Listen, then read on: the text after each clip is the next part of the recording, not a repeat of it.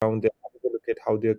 Hi guys. So in this short SOP, we are just going to study about how to name a campaign. So naming campaigns is an extremely important task, especially if whenever we get a new client or whenever we onboard a new brand, we just need to have a look at their campaigns. And if their campaign naming structure does not make sense, or we're not able to understand what's going inside the campaign just by reading the name, that means there's something going wrong. And how can you improve that?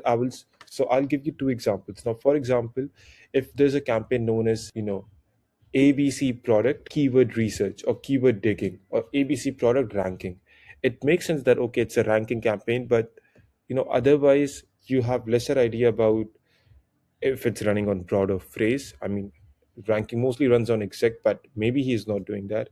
What's his, is he doing dynamics up and down?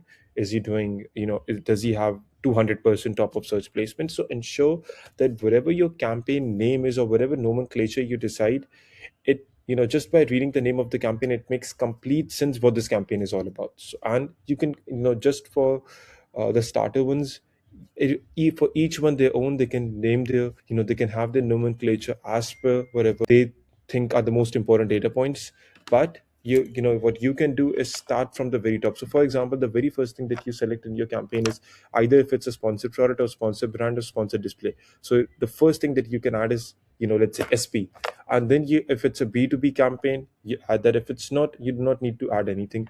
Then you add the parent SKU if you've got like multiple variations, because in this way, in this one SKU we do have.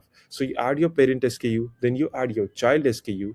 And if it is a shortened name, so for example, it's a mug brand, but you do understand that it's a black mug. So you can just name, instead of adding, let's say, the parent ASIN, you can say it's a black mug.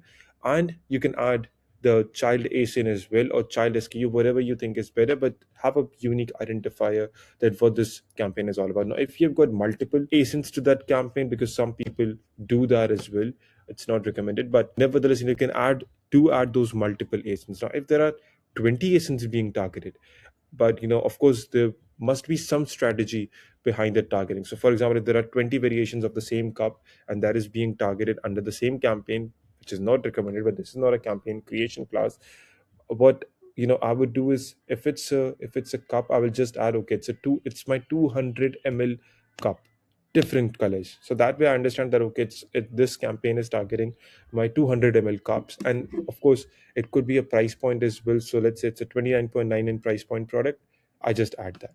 But nevertheless, I do add something and then I move ahead. And then if it's an auto or if it's a manual targeting, so if it's an auto targeting, you type auto and then you type what kind of targeting are you doing as well. If it's a close match, loose match, substitutes, complements, or if you're doing all of it, you can say auto dash all. Or if it's a manual targeting, you type that it's manual, then it's exact phrase.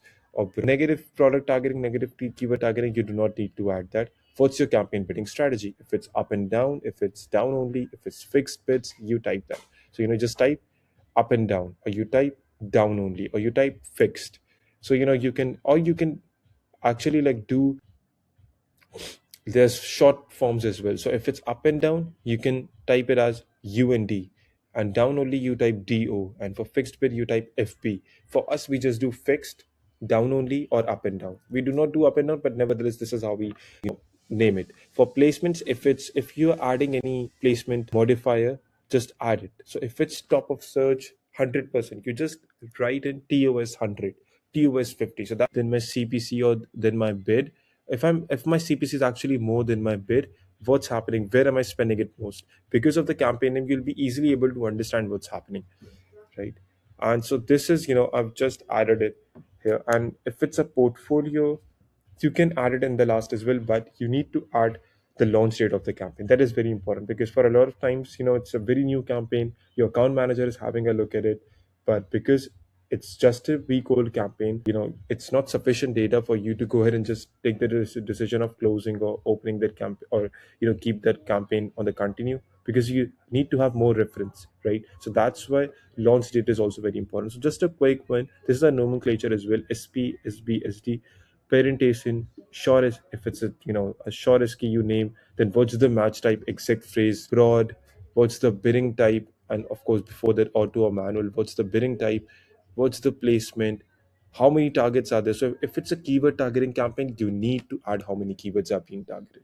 If it's 15 keywords, you need to add that. If there's a certain search volume, so let's say you're targeting 10 keywords with 3 to 5,000 search volume, you need to add this 15 10 kws, of course 10 keywords dash what I was saying, yeah, 10 keywords and 3 to 5k sv, so that means 3 to 5k search volume. If it's the main keyword, you need to add 2 keywords, 15k search volume. So you have an understanding while having a look at that campaign.